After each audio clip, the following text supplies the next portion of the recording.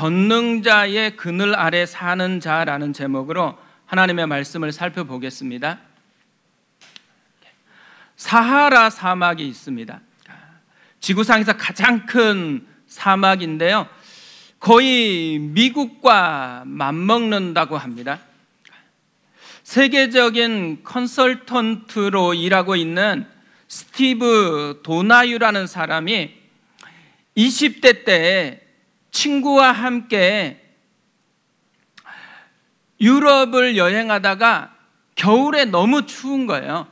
그래서 서아프리카 해변으로 가서 뜨거운 태양빛을 누리고 싶었던 거예요.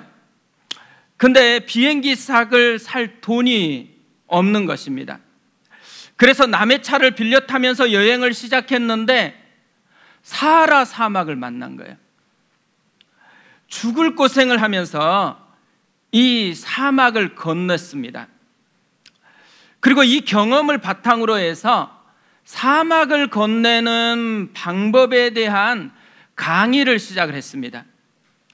그런데 어느 날 우연히 에베레스트 산을 등반해서 굉장히 유명한 강사를 만난 거예요. 이 등반가에게 이런 질문을 그가 했어요. 에베레스트 산 꼭대기는 크기가 얼마나 됩니까? 그가 이렇게 대답했어요. 작은 식탁만 합니다. 이 말을 듣고 깜짝 놀랐습니다. 사막과 산이 너무 다르다라는 것을 깨닫게 된 거예요.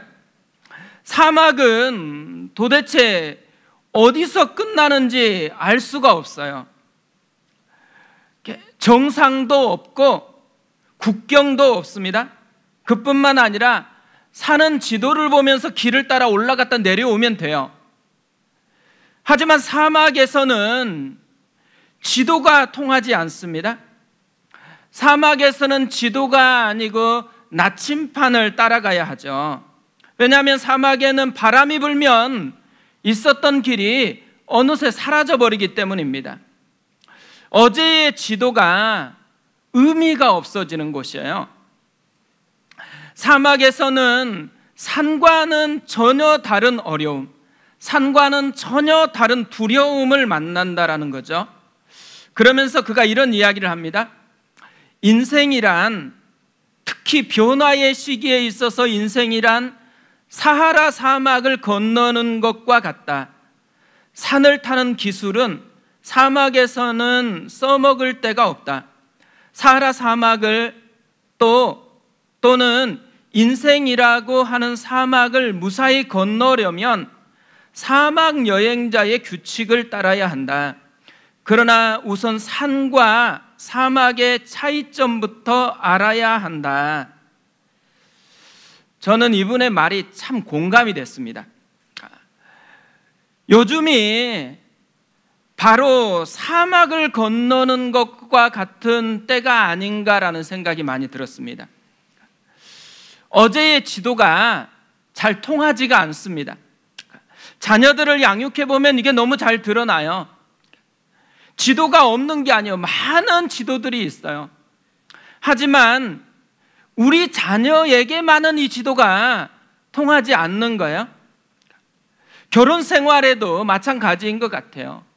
많은 지도들이 있어요. 이렇게 하면 행복해진다라는 지도가 많은데 희한하게 우리 두 부부에게는 이 지도가 별로 통하지 않는 그런 일들이 많다라는 거죠. 코로나를 지나면서 많은 영역에서 어제의 지도가 통하지 않는다라는 것을 경험하고 있습니다. 이전의 길이 없어져 버리고 이제는 새로운 길 앞에 서게 된 것이죠. 최근에 서현역에서 칼부림 사건이 있었습니다. 그런데 이 칼부림 사건을 보면서 전국 곳곳에서 자신도 칼부림을 하겠다라는 이런 일들이 쏟아졌습니다. 그러니까 이전과는 전혀 다른 현상이 생긴 거예요. 저는 이 모습을 보면서 진짜 우리가 사막과 같은 인생 앞에 놓여 있다라는 그런 생각이 참 많이 들었습니다. 예전과는 다른 그런 지도가 필요하게 되어버린 것이죠. 그러면서 오늘 시편 91편 말씀이 참 많이 생각이 났습니다. 우리가 읽은 이 시편 91편은 누가 지었는지 밝히고 있지 않아요. 어떤 분들은 다윗이 지었을 거라고 추측을 합니다. 또 어떤 분들은 이 시편 91편이 신명기 32장하고 33장의 내용과 비슷한 부분이 많대요. 그래서 모세가 이 시편을 지었을 거라고 추측을 해요. 만약에 모세가 지었다면 오늘 나오는 이 시편에 나오는 모든 내용들은 사막에서 일어난 일들이라는 거죠. 그러니까 사막을 지나면서 지어진 노래일 수 있습니다. 모세가 아니라 누가 지었을지라도 오늘 시편 말씀을 보면 인생이 진짜 사막과 같구나라는 생각을 하게 되어집니다. 지도 밖으로 벗어난 거예요. 그러니까 예기치 못하는 수많은 위기들을 만난다라는 거죠. 가장 먼저 만났던 위기가 새 사냥꾼의 올무와 심한 전염병이었습니다. 3절에 이렇게 되어 있습니다. 이는 그가 너를 새 사냥꾼의 올무에서와 심한 전염병에서 건지실 것이미로다. 여기서 끝마치면 좋겠지만 또 나아갑니다. 이번에는 공포와 화살과 전염병과 전쟁과 악인들입니다. 5절부터 이것을 계속해서 이야기를 합니다. 너는 밤에 찾아오는 공포와 낮에 날아드는 화살과 어두울 때 퍼지는 전염병과 밝을 때 닥쳐오는 재앙을 두려워하지 아니하리로다. 1000명이 내 왼쪽에서 10,000명이 내 오른쪽에서 엎드러지나 이 재앙이 내게 가까이 하지 못하리로다. 오직 너는 똑똑히 보리니 악인들의 보응을 내가 보리로다. 그리고 또 13절에서는 이렇게 말씀합니다. 내가 사자와 독사를 밟으며 젊은 사자와 뱀을 발로 누르리로다. 이번에는 사자를 만나고 또 독사들을 만난다라고 이야기합니다. 분명한 것 한 가지는 엄청난 위기에 둘러싸여 있다라는 것이죠. 지금 그가 살고 있는 것은 안전지대가 아닙니다. 사막과 같은 곳이라는 거예요. 그런데 오늘 시편을 보면 정말 놀라운 게 있습니다. 이런 사막과 같은 곳에서 그 위험을 생생하게 느끼고 있는데도 불구하고 그가 부르는 노래는 낙심가가 아니에요. 그가 부르는 노래는 좌절하면서 탄식하는 노래가 아닙니다. 엄청난 고백송을 부르고 있어요. 그가 만난 하나님을 노래하고 있습니다. 그가 만난 하나님이 어떤 분일까요? 지존자입니다. 굉장히 높으신 분이라는 거예요. 전능자입니다. 강하고 능력이 있으신 분이라는 거죠.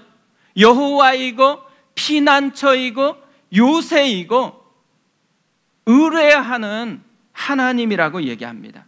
1절 2절을 보세요. 우리 같이 한번 읽어보겠습니다. 같이 읽습니다.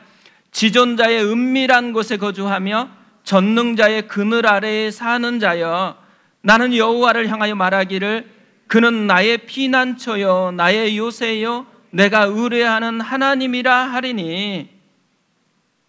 그가 만난 하나님을 향한 고백은 여기서 끝나지 않아요. 그는 또 진실하신 분이라고 얘기합니다. 약속대로 행하시는 분이라는 거죠. 그는 또 천사들을 명령해서 지키게 하시는 분이라고 그렇게 노래하고 있어요. 저는 이 시인의 모습이 정말 감동스러운 거예요. 너무 놀랍잖아요. 현실은 위기로 가득한데 그의 고백은 하나님으로 가득합니다. 그가 만난 위기마다 구체적이고 실제적으로 만난 하나님을 고백하고 있어요. 무엇을 우리에게 보여주고 싶은 것일까요? 그는 하나님을 알아버렸다라는 거예요.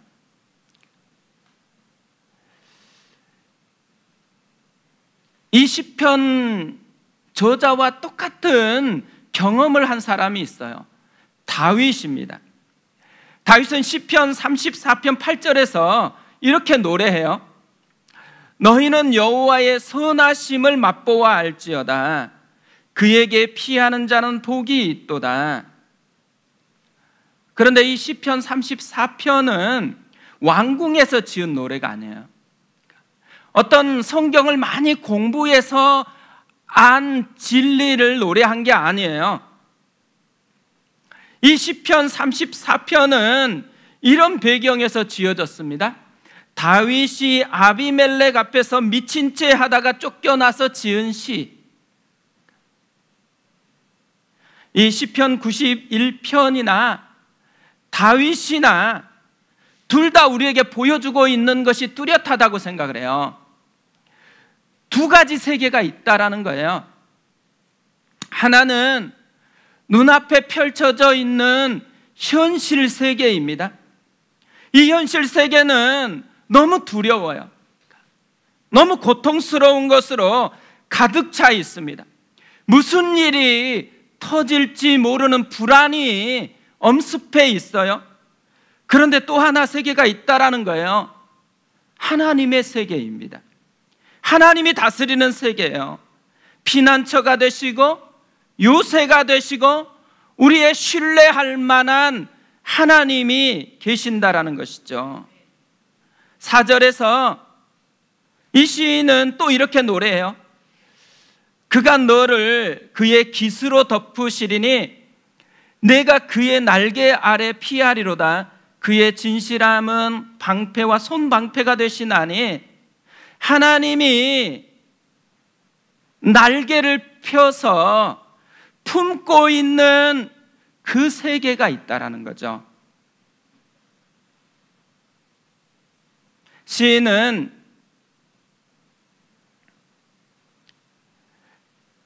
자기가 경험하고 있는 현실 세계 너머에 있는 하나님의 세계를 지금 누구보다도 실제적이고 생생하게 경험하고 있다라는 거예요. 그래서 그는 절망이 가득한 곳에서 살고 있는데도 불구하고 하나님을 향한 노래가 가득한 삶을 살고 있다라는 거죠. 유퀴즈 언 더 블록이라는 방송이 있어요. 유재석 씨하고 조세호 씨가 MC가 돼가지고 초대되어 온 손님과 인터뷰를 하는 방송입니다. 제가 지난주에 이 방송을 보았는데요. 초대된 손님이 원로 배우이신 신구 선생님이었습니다. 인터뷰를 막 하다가 과거에 했었던 짧은 광고 영상을 보여주는 거예요. 그런데 이 영상을 보여주자 이 신구 선생님이 옛날 그 대사를 그대로 직접 해주는 거예요. 아마 듣기만 해도 다 아는 대사예요. 니들이 개 맛을 알아? 안 비슷한가 보네요. 그래서 오리지널로 영상을 준비했습니다. 한번 보겠습니다.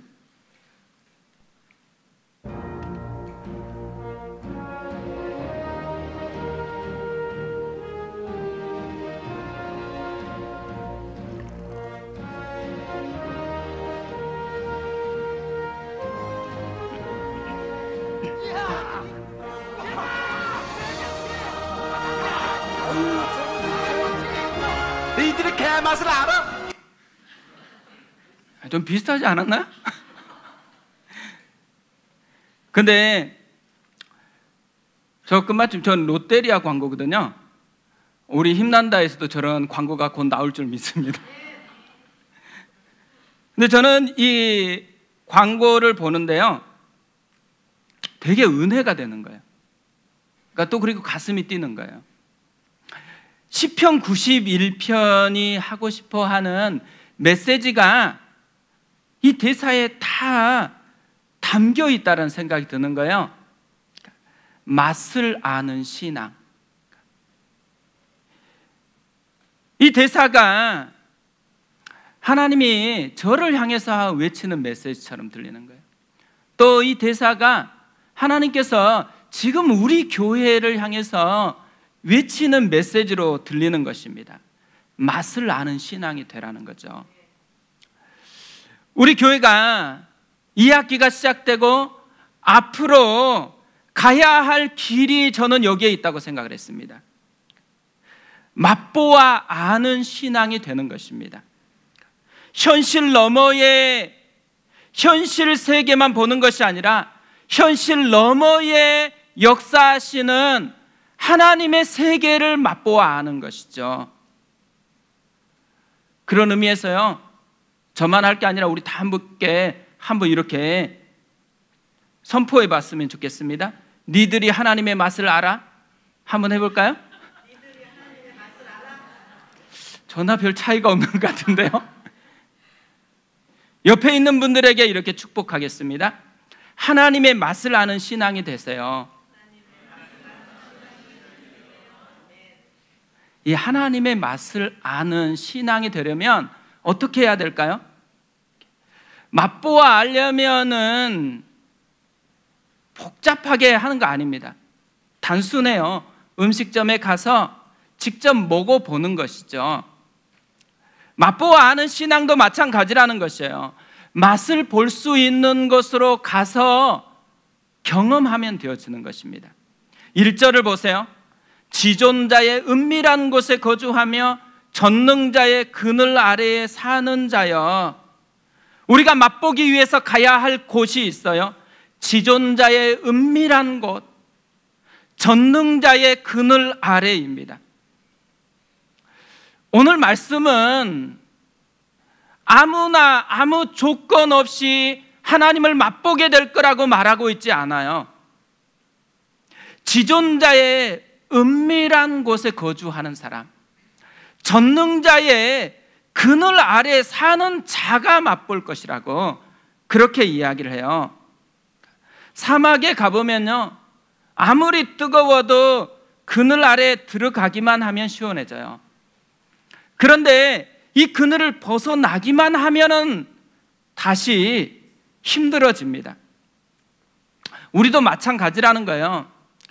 많은 분들이요, 전능자의 그늘 아래 머물러야 되는데 전능자의 그늘을 벗어나서 현실의 태양빛을 뜨겁게 경험하는 거예요.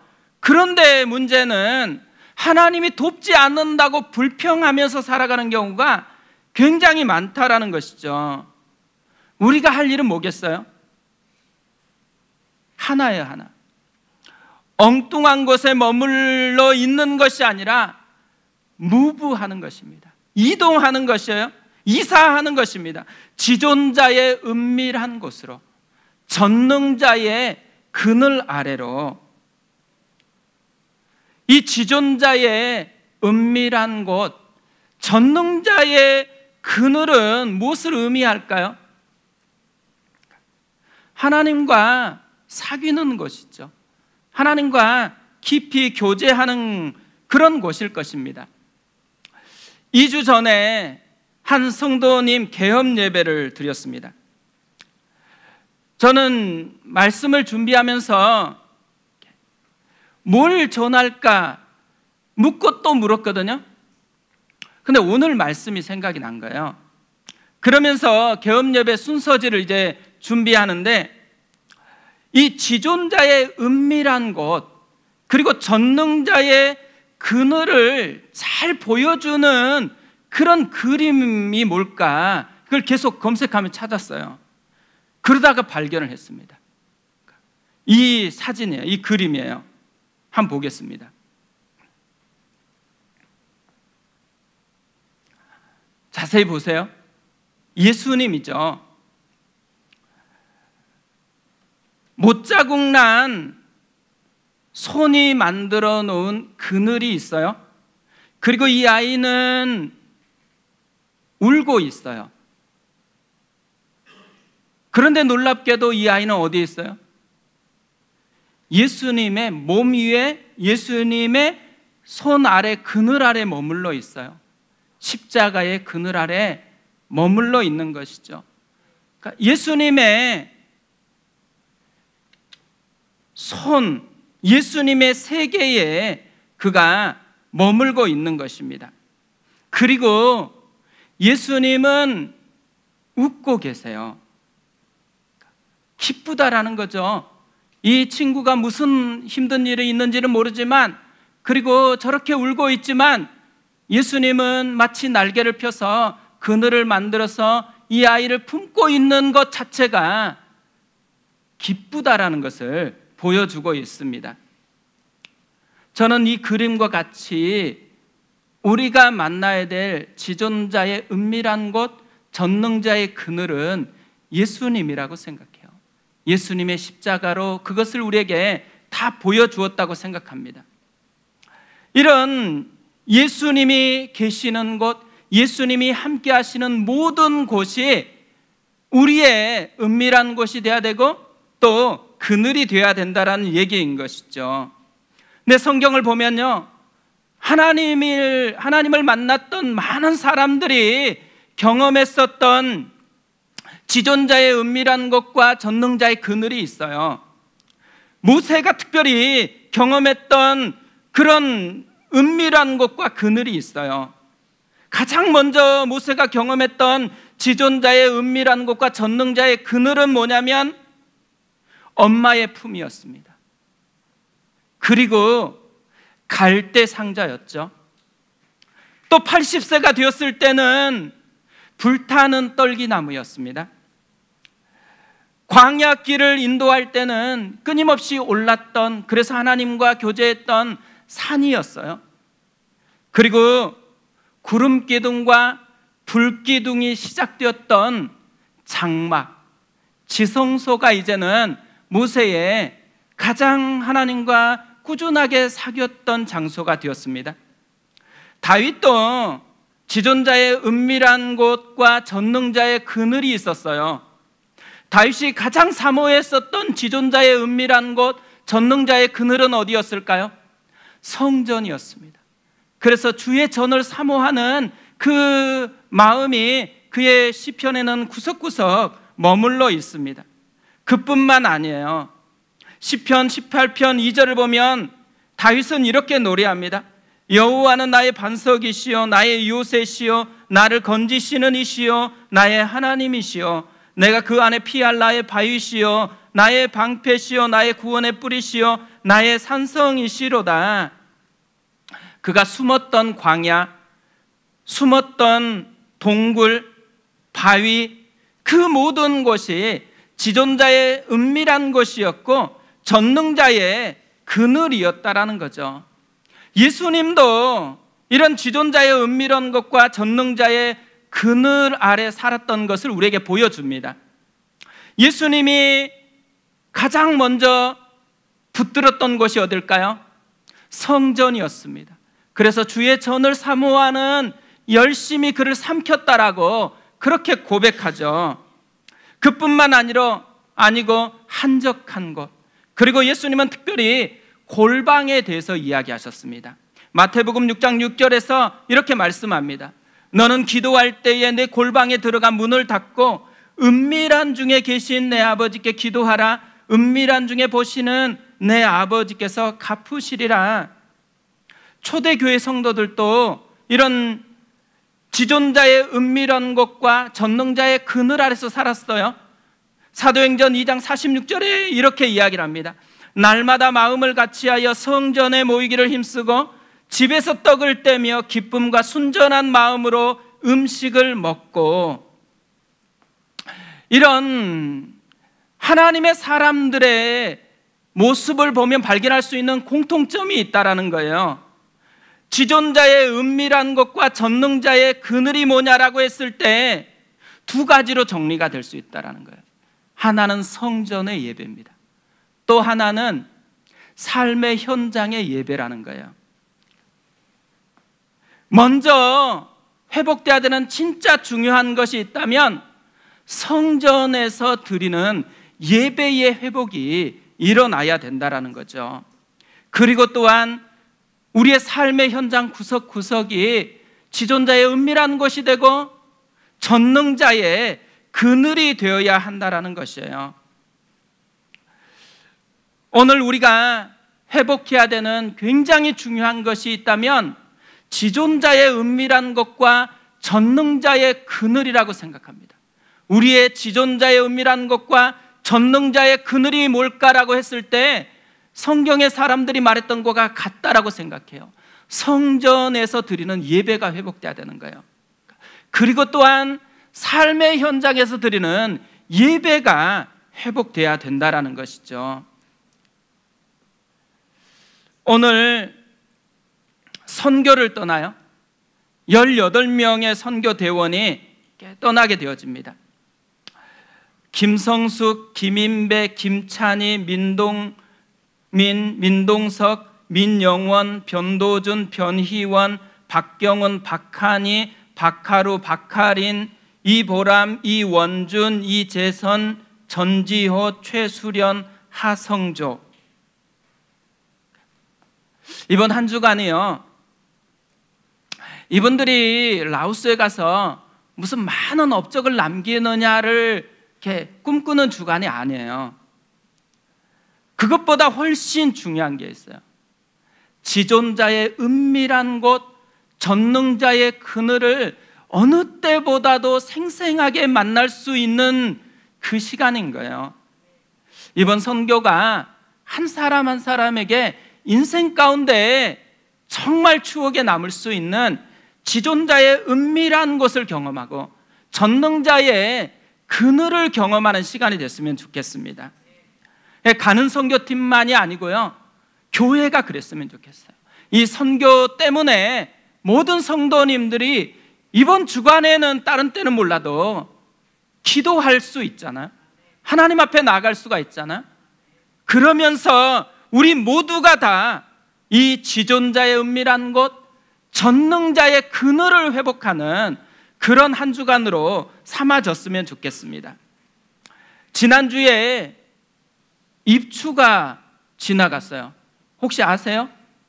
입추가 뭔지를 아시죠? 가을이 왔다라는 거예요. 이번 가을에 꿈이 있어요. 꿈.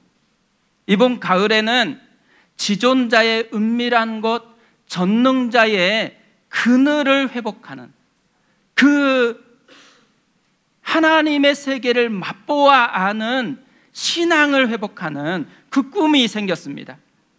가을에 이 시가 있잖아요. 가을에는 기도하게 하소서. 근데 저는 이 시가요, 지존자의 은밀한 곳, 전능자의 그늘을 회복하게 하소서, 이렇게 들리더라고요.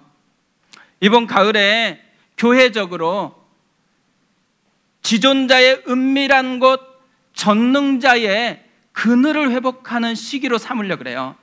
그래서 완성된 건 아닌데요, 지은 전 그 40일 프로젝트를 진행하려고 합니다. 완성된 거 아니에요. 아니면 원래 제목은 처음에는 니들이 개맛을 알아 프로젝트를 하려고 그랬었는데 이건 너무 강력한 것 같아가지고, 그래서 한 주간 이걸 조금 더 구성해서 다음 주에 이제 간지로 나갈 거예요. 올 가을을 기대하세요. 올 가을에 우리가 지존자의 은밀한 곳, 전능자의 그늘을 회복하는 그 기쁨을 우리가 누렸으면 좋겠습니다. 오늘 말씀을 준비하면서요, 자연스럽게 저는 짐 엘리엇이라는 선교사가 생각이 났습니다. 오늘은 이 짐 엘리엇의 이야기를 이렇게 설교로 마무리하려고 하는데요, 그는 휘튼 대학을 수석으로 졸업했던 인재였습니다. 1956년 이 땅의 마지막 살인 부족 아우카 인디언들에게 복음을 전하다가 동료 선교사 4명과 함께 창 끝에 찔려 순교를 했습니다. 한 가지 독특한 것은요, 이들이 모두 다 총을 소유하고 있었다라는 거예요. 그런데 어느 누구도 총을 사용하지 않고 창 끝에 찔려서 죽음을 당한 것입니다. 이때 그의 나이 28살이었습니다. 이 5명의 선교사의 시체가 발견이 되자 미국의 언론들이 난리가 났습니다. 앞을 다투어서 기사를 냈는데 이 대부분의 기사의 내용을 한마디로 압축하면 이런 거예요. 이게 무슨 낭비인가? 짐 엘리엇의 아내였던 엘리자베스 엘리엇은 그의 죽음이 낭비가 아니라는 것을 알리고 싶었어요. 그래서 짐 엘리엇의 일기와 또 편지와 그가 알았던 사람들의 이야기를 모아서 그의 전기를 썼습니다. 그런데 그의 전기의 제목이 굉장히 독특해요. 전능자의 그늘이었습니다. 그늘이 없어서 죽은 것 같잖아요. 그런데 그렇지 않다라는 거예요. 세상의 눈에는 보이지 않았던 하나님의 그늘이 있었다라는 거예요. 그런데 이것을 짐 엘리엇은 죽기 전에 이미 보았다라는 것이에요. 그의 일기에 이런 기도문이 있습니다. 하나님, 마른 막대기 같은 제 삶에 불을 붙이사 주님을 위해 온전히 소멸하게 하소서. 저는 오래 사는 것을 원치 않습니다. 다만 주 예수님처럼 꽉 찬 삶을 원합니다. 그리고 그의 일기에는 우리가 가장 많이 아는 이 글이 쓰여져 있습니다. 영원한 것을 얻고자 영원할 수 없는 것을 버리는 자는 바보가 아니다. 존 파이퍼 목사님이 이 책 제목을 보면서 이런 글을 남겼습니다. 이 제목은 실수로 지어진 것이 아니다. 마찬가지로 5 선교사의 죽음도 실수가 아니었다. 엘리자베스는 세상이 무언가를 놓치고 있다고 생각했다. 엘리자베스는 이렇게 쓴다. 세상은 짐 엘리엇의 신념 중 2번째 문구의 진리를 깨닫지 못했다. 하나님의 백성의 피난처는 고통과 죽음을 모면하는 피난처가 아니라 최종적이고 궁극적인 패배에서 벗어나는 피난처임을 전적으로 확신했기 때문이다. 우리도 짐 엘리엇처럼 시인처럼 2 세계를 살아가고 있어요. 현실 세계와 하나님의 세계입니다. 우리도 하나님의 세계를 맛보았으면 좋겠습니다. 이 하나님의 세계를 맛보기 위해서는 우리가 반드시 회복해야 되는 것, 지존자의 은밀한 곳에 거하는 것, 전능자의 그늘 아래 사는 것입니다. 이번 가을이 그 은혜를 회복하는 그런 가을이 되었으면 좋겠습니다.